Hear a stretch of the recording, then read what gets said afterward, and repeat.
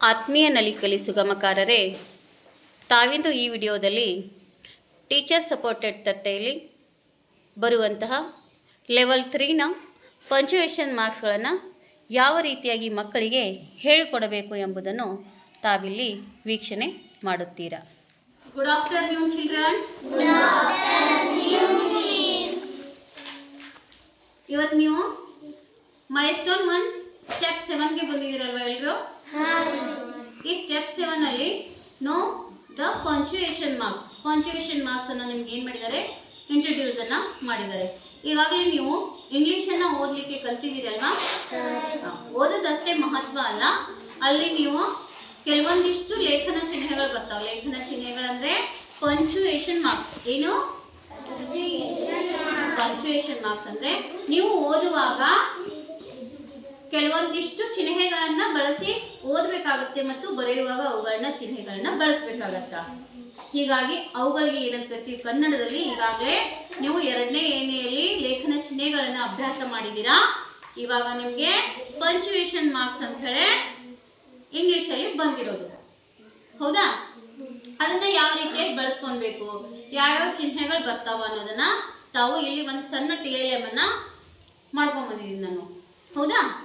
ಇವುಗಳ ಮುಖಾಂತರ ಯಾವ್ಯಾವನ್ನ ಎಲ್ಲೆಲ್ಲಿ ಬಳಸ್ಕೋಬೇಕು ಅನ್ನೋದನ್ನ ಆಯುಷ್ಯ ನೋಡ್ತಾ ಹೋಗೋಣ. ಎಲ್ಲರೂ ಗಮನ ಎಲ್ರದ್ದು ಈ ಕಡೆನ ಇರ್ಲಿ, ಹೌದಾ? ಹೇಳೋದ್ರ ಕಡೆ ಗಮನ ಇರಬೇಕು. ಮೊದಲನೇದು ನಿಮ್ಗೆ ಈ ಚಿತ್ರ ಏನ್ ಕಾಣ್ಲಿಕ್ಕತ್ತದ ನೋಡ್ರಿ. ಮಂಜು ಏನೋ ಯೋಚನೆ ಮಾಡಕತ್ತಂಗ ಚಿತ್ರ ಅದ ಅಲ್ವಾ? ಹೌದು. ಯೋಚನೆ ಅಂದ್ರೆ ಅಲ್ಲಿ ಏನಾದ್ರೂ ಪ್ರಶ್ನೆ ಇರ್ಬೋದಾ? ಏನ್ ಪ್ರಶ್ನೆ ಇರ್ಬೋದು ನಿಮ್ಗೆ ಬಂದಿರೋದ್ರಲ್ಲಿ? Do you like cat? ನಿಮ್ಗೆ ಬೆಕ್ಕಿಷ್ಟನಾ? ಪ್ರಶ್ನೆ. ನಿಮ್ದು ಉತ್ತರ ಏನ್ ಬಂತು? ಹ್ಞೂ ಅಂತ ಹೇಳಿ ಬಂತಲ್ವಾ? ಇಲ್ಲಿ ನೀವು ಯೋಚನೆ ಮಾಡಿ ಉತ್ತರ ಕೊಟ್ರಲ್ವಾ, ಇಲ್ಲ ಅಥವಾ ಹೌದು ಅಂತ ಹೇಳಿದ್ದು. ಹೀಗಾಗಿ ಅಲ್ಲಿ ಆ ಪ್ರಶ್ನೆಯನ್ನು ಮಾಡಿದಾಗ ಆ ಚಿಹ್ನೆಯನ್ನ ಪ್ರಶ್ನಾರ್ಥಕ ಚಿಹ್ನೆ ಅಂತ ಕರಿತೀವಿ ನಾವು. ಹೌದಲ್ಲ? ಅಭ್ಯಾಸ ಮಾಡಿದಿರಲ್ವಾ ನೀವು ಪ್ರಶ್ನಾರ್ಥಕ ಚಿಹ್ನೆಯನ್ನ? ಅದಕ್ಕೆ ಇಂಗ್ಲಿಷಲ್ಲಿ ನಾವು ಏನ್ ಕರಿತೀವಿ ಅಂದ್ರೆ ಕ್ವಶನ್ ಮಾರ್ಕ್ ಅಂತ ಕರಿತೀವಿ. ಏನಂತ ಕರಿತೀವಿ? This is question mark. Do you like cats? ಹೌದಾ? ಇಲ್ಲಿ ಅದನ್ನ ಉಪಯೋಗ ಮಾಡಬೇಕು, ಈ ಮಾರ್ಕನ್ನ. ನೆಕ್ಸ್ಟ್ ಬರುವಂತದ್ದು ಎಕ್ಸ್ಕ್ಲಾಮೇಷನ್ ಮಾರ್ಕ್ ಅಂದ್ರೆ ಭಾವಸೂಚಕ. ಓ ಎಷ್ಟು ಚಂದ ಗುಲಾಬಿ, ಅಯ್ಯೋ ಎಷ್ಟು ದೊಡ್ಡ ಹೆಬ್ಬಾವು. ಅಲ್ಲಿ ಎಕ್ಸ್ಕ್ಲಾಮೇಷನ್ ಮಾರ್ಕ್ ಅನ್ನ ಅಂದ್ರೆ ಭಾವವನ್ನ ವ್ಯಕ್ತಪಡಿಸ್ತೀವಿ. ಅಲ್ಲಿ ಭಾವಸೂಚಕ ಚಿಹ್ನೆಯನ್ನ ಬಳಸ್ತೀವಿ. ಹೀಗಾಗಿ ಈ ಚಿತ್ರವನ್ನ ಬಳಕೆ ಮಾಡಿಕೊಂಡು ಯಾವ ಚಿಹ್ನೆಯನ್ನ ಬಳಸ್ತೀವಿ ನಾವು ಇಲ್ಲಿ? ಈ ಚಿಹ್ನೆ ಬರ್ತಂದ್ರೆ ಏನಂತ ತಿಳ್ಕೊಬೇಕು ನಾವು? ಎಕ್ಸ್ಕ್ಲಾಮೇಷನ್ ಮಾರ್ಕ್ಸ್ ಅದ ಅಂತ ತಿಳ್ಕೊಬೇಕು. ಏನಂತ ತಿಳ್ಕೊಬೇಕು?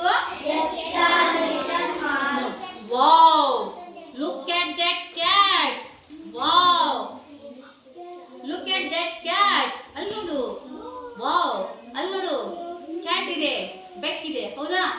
ಅಲ್ಲಿ ಈ ಎಕ್ಸ್ಕ್ಲಾಮೇಷನ್ ಮಾರ್ಕ್ಸ್ ಅನ್ನ ನಾವು ಭಾವನೆಯನ್ನ ವ್ಯಕ್ತಪಡಿಸೋದ್ರಿಂದ ಈ ಚಿಹ್ನೆಯನ್ನ ಬಳಸ್ತೀವಿ.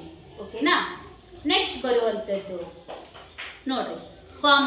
ಈಗ ಯಾವುದೋ ಒಂದು 2-3 ಹೆಸರುಗಳನ್ನ ಹೇಳ್ತೀವಿ. ದರ್ಶನ್, ಶ್ರೀಶೈಲ್, ಸಂದೀಪ್ ಜೊತೆಯಾಗಿ ಶಾಲೆಗೆ ಬಂದರು. 3 ಜನ ಅಲ್ವಾ? ಅವ್ರ ಅಲ್ಲಿ ಸ್ವಲ್ಪ ನಿಂತು ಏನ್ ಮಾಡ್ತೀವಿ? ದರ್ಶನ್, ಶ್ರೀಶೈಲ್, ಸಂದೀಪ್ ಅಂತ ಹೇಳಿ ಬಳಸ್ಕೊಂಡ್ವಿ. ಅಲ್ಲಿ ಬಳಸುವಾಗ ನಿಂತು ಓದಿದೆಲ್ಲ, ಅಲ್ಲಿಯೂ ಸಹ ಚಿಹ್ನೆಯನ್ನ ಬಳಸ್ಬೇಕಾಗತ್ತ. ಅದಕ್ಕೆ ಏನಂತ ಕರಿತೀವಿ ನಾವು? ಈ ಚಿಹ್ನೆಯನ್ನ ಬಳಸ್ತೀವಿ. ಯಾವ ಚಿಹ್ನೆ ವಿಶಾಲ್? ಯಾವ ಚಿಹ್ನೆ ಇದು? ಕಾಮ ಅಂತ ಕರಿತೀವಿ. ಅಲ್ಪ ವಿರಾಮ ಏನಂತ ಕರಿತೀವಿ? ವಿರಾಮ ಚಿಹ್ನೆಯನ್ನ ಬಳಸ್ತೀವಿ. ಅಲ್ಲಿ ನಿಲುಗಡೆ ಇರೋದ್ರಿಂದ ಅದನ್ನ ಹಾಕಿ ಏನ್ ಮಾಡ್ಬೇಕಾಗ್ತದೆ? ನಾವು ವಾಕ್ಯಗಳನ್ನ ರಚನೆ ಮಾಡ್ಬೇಕಾಗ್ತದ. ಅರ್ಥ ಆಯ್ತಾ? ನೆಕ್ಸ್ಟ್ ಬಂದ್ಬಿಟ್ಟು ಇಲ್ಲಿ ನೋಡಿ, ಸಾನ್ವಿ ಶಾಲೆಗೆ ಬಂದಳು. ಅಲ್ಲಿ ವಾಕ್ಯ ಪೂರ್ಣ ಆಗ್ಯದ, ಹೌದಾ? ವಾಕ್ಯ ಪೂರ್ಣ ಆಗಿತ್ತಂದ್ರ ಅಲ್ಲಿ ಯಾವಾಗಲೂ ನಾವು ಏನ್ ಮಾಡ್ಬೇಕು? ಈ ಚಿಹ್ನೆಯನ್ನ ಬಳಸಬೇಕು. ಯಾವ ಚಿಹ್ನೆ? ಪೂರ್ಣ ವಿರಾಮ. ಯಾವ ಚಿಹ್ನೆ ಅಂತ ಇದಕ್ಕ? ಇಂಗ್ಲಿಷ್ ಅಲ್ಲಿ ಏನಂತ ಕರಿತೀವಿ ಅದಕ್ಕೆ? Full stop. ಸ್ಟಾಪ್ ಮಾಡಿದ್ರೆ ನೋಡ್ರಿ,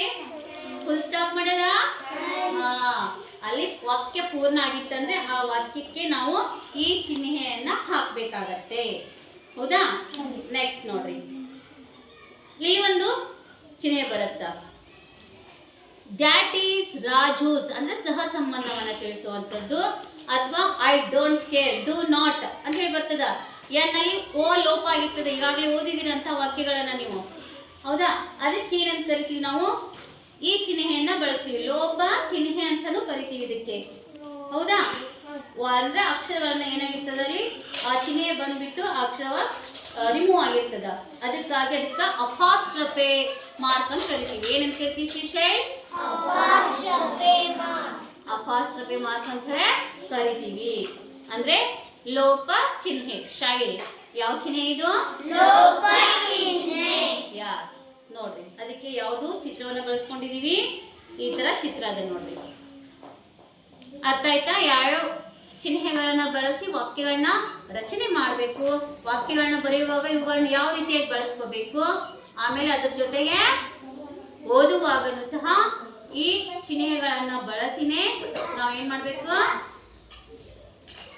ಓದ್ಬೇಕು. ಅರ್ಥ ಆಯ್ತಾ?